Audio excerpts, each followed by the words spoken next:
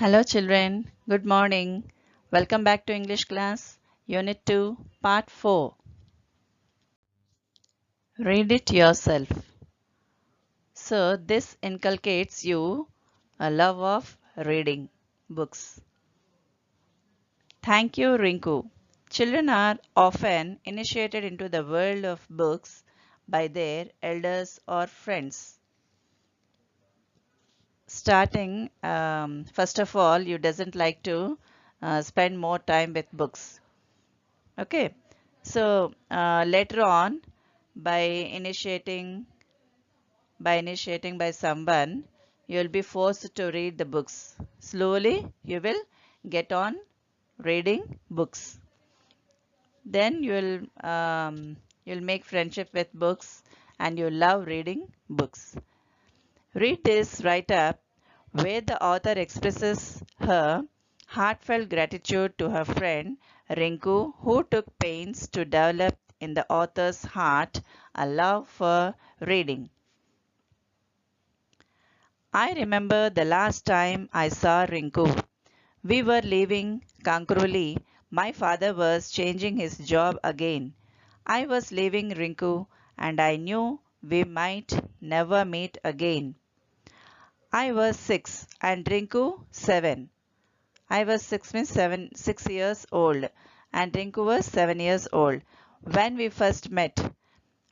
We had just moved to Kankroli from Jamshedpur into a house that nestled between trees and fields. Rinku lived in a few houses from ours and unlike my sister and me was an only child. The equation between Rinku and me was simple. She was the boss, and I was expected to obey her every command.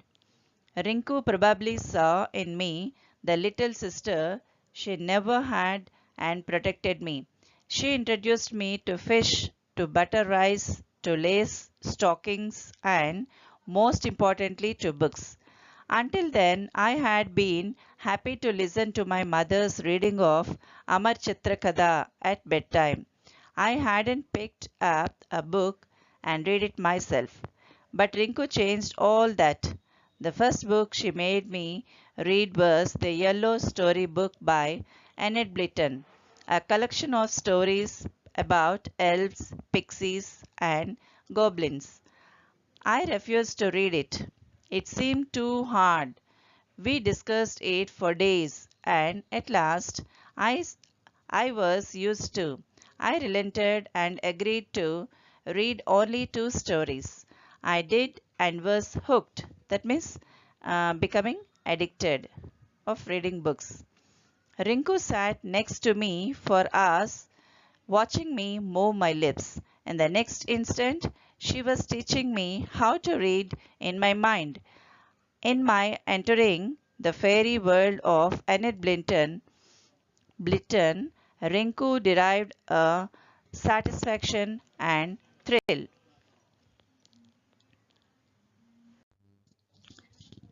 Her next project was to coax me into reading novels without pictures. Coax means to convince. She convinced her to read books like novels.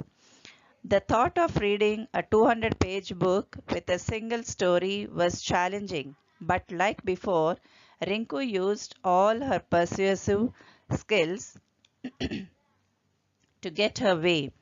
As I entered the magic world of Mallory Towers and St. Clair's boarding school stories of girls having secret midnight parties, the famous five and the secret seven, I realized I had stumbled upon a beautiful world that I could retreat to anytime I wanted. My hunger for books grew as I grew older, and I went quickly from Enid Blyton's books to reading the Nancy Drew series, to authors like R.K. Narayan, James Herriot, Sherlock Holmes, Agatha Christie, and P.G. Wodehouse before I turned 13. The 2 golden years with Rinku came to an end when we moved from Kankaroli. That day, as I looked out of the car window and waved to her, my young mind understood that I was leaving behind a very special person, a friend who had opened up a world of treasures for me, a mentor who had taken pride in my growth. We would be forever connected by her priceless gift, a gift that I was eager to pass on. And I did, when my son turned 6. So, this is written by Purnima Kulatu. So, it is a simplified expression of Purnima Kulatu. So, you read this. Read this expression of this author. Slowly, you will start loving reading books. Caring for books. Here are a few tips regarding care for books. Children, as you know how to keep your books properly, neatly, in the proper way. So here are some tips how to keep your books properly till the end of the year. All books should be handled carefully. Do not drop a book or fold the covers back against each other. Keep the dust jacket on the book to protect it from stains, dirt and scrapes. Protect books against heat, light and moisture. Water too will stain and damage the book. Use a bookmarker to keep your place in a book. Putting a pencil or any other thick object can damage the book. Do not fold the corners of a book to mark a page. Do not underline or write in a library book. When not in use, place the book upright on a shelf with other books. When taking a book out from the shelf, never pull it by the top of the spine.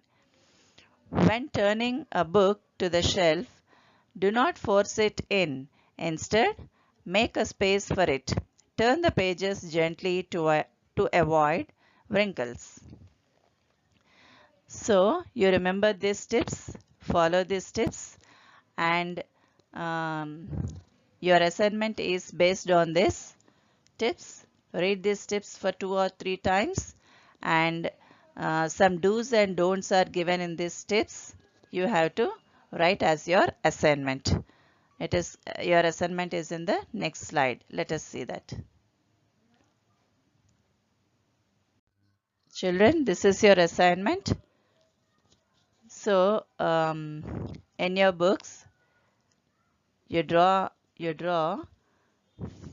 a line in between the page and make it into two halves.